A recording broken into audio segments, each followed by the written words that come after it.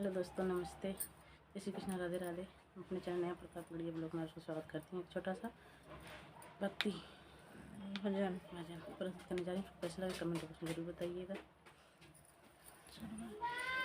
बड़ी भीड़ भई भारी जनक नगरी, बड़ी भीड़ भई भारी जनक नगरी, जनक नगरी हो जनक नगरी, हो जनक नगरी, हो जनक नगरी, बड़ी भीड़ भई भारी जनक नगरी, बड़ी भीड़ भई भारी जनक नगरी।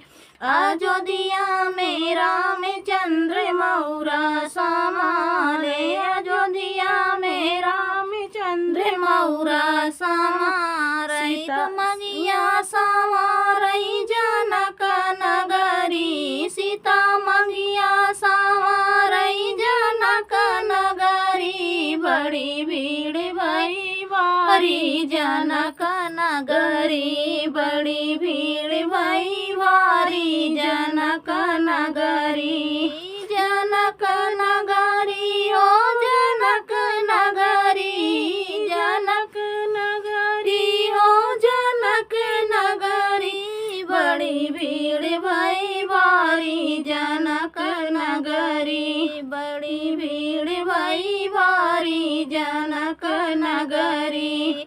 अयोध्या में रामचंद्र जामा समारई, अयोध्या में रामचंद्र जामा समार, सीता चुनरी समारई जनक नगरी, सीता चुनरी समारई जनक नगरी, बड़ी भीड़ भई भारी जनक नगरी, बड़ी भीड़ भई भारी जनक नगरी, जनक नगरी हो जनक नगरी, जनक नगरी हो जनक नगरी, बड़ी भीड़ भई भारी जनक नगरी, बड़ी भीड़ भई भारी जनक नगरी।